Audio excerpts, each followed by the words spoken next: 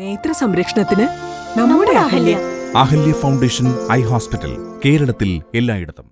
അങ്കമാലി ശബരി റെയിൽപാതയ്ക്കുള്ള ഭൂമി ഏറ്റെടുക്കൽ നടപടിയിലേക്ക് കടക്കുമ്പോൾ ജനങ്ങൾക്ക് നീതി ഉറപ്പാക്കണമെന്ന ആവശ്യം താലൂക്ക് വികസന സമിതി യോഗത്തിൽ ജില്ലാ പഞ്ചായത്ത് അംഗം മാത്യൂസ് വർക്കിയാണ് ആവശ്യം ഉന്നയിച്ചത്. അങ്കമാലി ശബരി പദ്ധതിക്കായി 22 വർഷം മുൻപ് ഭൂമി അളന്നു തിരിച്ച ഘട്ടത്തിലെ സാഹചര്യമല്ല ഇപ്പോഴുള്ളതെന്ന് അധികൃതർ തിരിച്ചറിഞ്ഞ് റെയിൽവേ പാതയ്ക്കുള്ള ഭൂമി ഏറ്റെടുക്കൽ നടപടിയിലേക്ക് കടക്കുമ്പോൾ ജനങ്ങൾക്ക് നീതി ഉറപ്പാക്കണമെന്ന് ആവശ്യം. വില നിർണ്ണയത്തിൽ ജനങ്ങൾക്ക് പ്രത്യേക പരിഗണന നൽകണമെന്ന് താലൂക്ക് വികസന സമിതി യോഗത്തിൽ ജില്ലാ പഞ്ചായത്ത് അംഗം മാത്യൂസ് വർക്കി പറഞ്ഞു. മുളവൂർ, പെരുമറ്റം തുടങ്ങിയ പല ഗ്രാമീണ മേഖലകളിലും ഇന്ന് നഗരതുല്യമായി വികസിച്ചിട്ടുണ്ട്.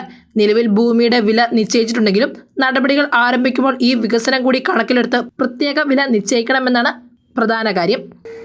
ഈ മുളവൂർ മേഖലയിലും അതുപോലെ തന്നെ പെരുമറ്റം മേഖല, ഈ രണ്ട് മേഖലയാണ് പായിപ്ര പഞ്ചായത്തിന്റെ മേഖല കടന്നുപോകുന്നത്. അതില് മുളവൂർ മേഖലയിലെ നമ്മുടെ രജിസ്റ്റർ ഓഫീസിലെ മതിപ്പ് വരെയും വെള്ളറുക്കുന്നം വില്ലേജിലെ രജിസ്റ്റർ ഓഫീസിലെ വരെയും തമ്മിൽ വളരെ അന്തരം. പ്രദേശം റെയിൽപാത പോകുന്നത് ജംഗ്ഷൻ കേന്ദ്രീകരിച്ചാണ്. അപ്പൊ അങ്ങനെ പോകുമ്പോൾ ഈ രണ്ട് സ്ഥലങ്ങളിലും വിലകളുടെ വ്യത്യാസമുണ്ട്.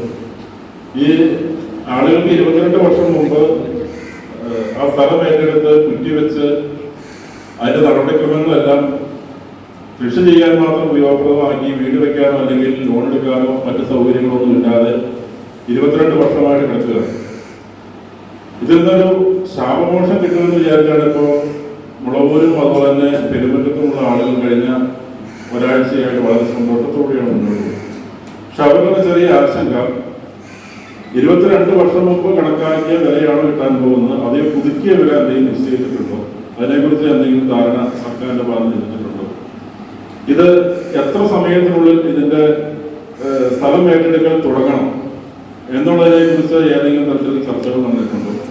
ഇതിന്റെ ഒരു വിശദാംശങ്ങൾ എനിക്ക് ഇപ്പോൾ ലഭ്യമായില്ലെങ്കിൽ അടുത്ത് വരുന്ന താലൂക്ക് സഭയിൽ കൃത്യമായി ഈ ശബരി റെയിൽപാത കൊണ്ട് നടപ്പിലാക്കാൻ ഉദ്ദേശിക്കുന്ന കാര്യങ്ങൾ എന്താണ്, സ്ഥലം ഏറ്റെടുക്കൽ എന്നത്തേക്ക് ആരംഭിക്കാൻ കഴിയുമെന്ന് ഉദ്യോഗസ്ഥർ വെച്ചിട്ടുണ്ടോ, അതിന്റെ വില ഏത് തരത്തിലാണ് നിശ്ചയിക്കാൻ പോകുന്നത്, അവിടെയുള്ള ആളുകളെ ഒരു ചെറിയ യോഗയിൽ വിളിച്ചുകൂട്ടി ഈ കാര്യങ്ങളെല്ലാം ബോധ്യപ്പെടുത്തി മുന്നോട്ട് പോകാനായിരുന്നു പദ്ധതി തയ്യാറാക്കിയിട്ടുണ്ടോ? ഇതായാലും ജനങ്ങളിൽ ചെറിയ ആശങ്കയുണ്ട്.